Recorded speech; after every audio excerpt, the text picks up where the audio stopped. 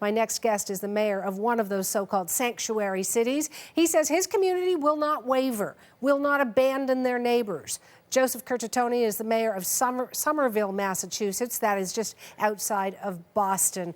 Mayor, it's Suhanna in Toronto. Has your phone been ringing off the hook? Because I'm wondering what people are saying to you. Yes, well, thank you for having me on your show. And yeah, we've gotten a lot of calls for and against that position, but the overwhelming majority of people supporting Somerville's stance and our unwavering stance, because this is more than just money. This strikes at the core of our American values of decency and equality for everyone, and there's a lot more at stake here. Our Constitution is under attack, but we welcome everyone on our borders, and especially immigrants who love this country as much as myself and the president, and we're not going to run away from our human responsibility to our fellow man. I know you say it's more than just money, but how much money are we talking?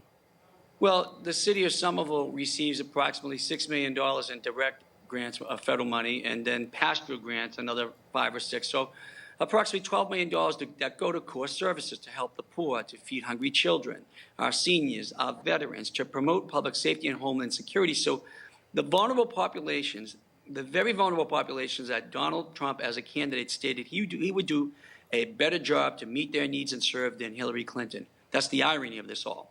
So what would you do if the spigot stopped on $11 or $12 million to help those people you talked about in your community?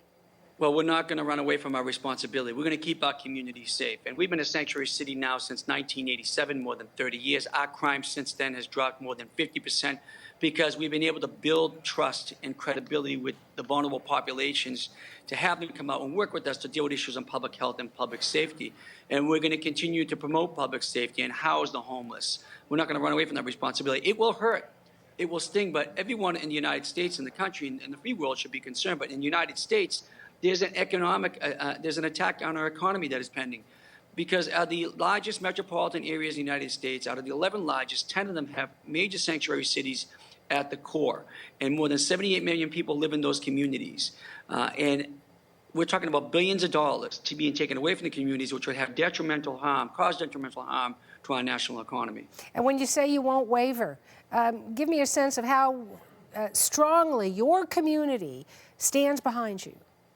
They are behind me 100%. Let me make it clear. Sanctuary cities, we've been accused of not promoting public safety, of harboring dangerous people, not cooperating with federal law enforcement authorities. That is a lie. It is false.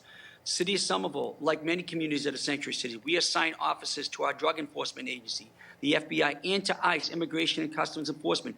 If you are a dangerous person, you commit a dangerous felony or crime, we are going to remove you from our city. We're going to work with those agencies to remove you and have you deported if that is your status.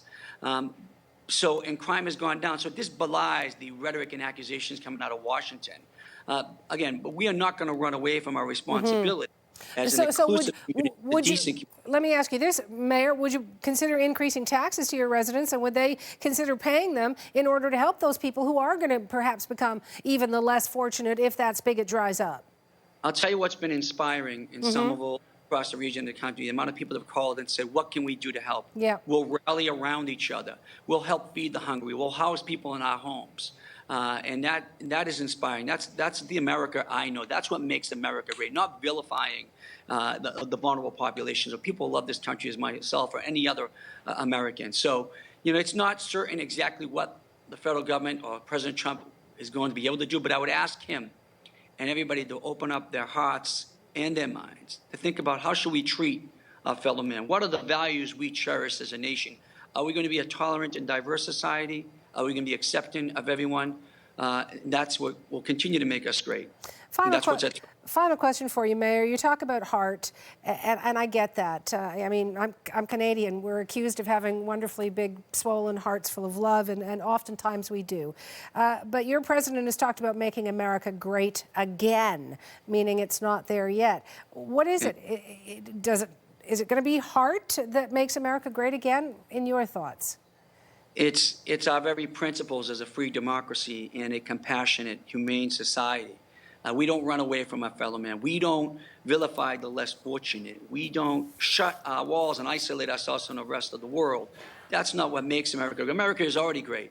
And the greatness of America, the great American experiment is founded by the founding fathers, is something we continue to pursue. America is a complex place, don't get me wrong. It's not easy. But what makes it great is that the people actually have the ability to change it. So our Constitution is threatened now, and there is a wall of humanity lined up to be built to protect our Constitution and our way of life. And make no mistake, we're not going to take it lying down. I want to thank you for your time, Mayor. I do appreciate it. Thank you very much.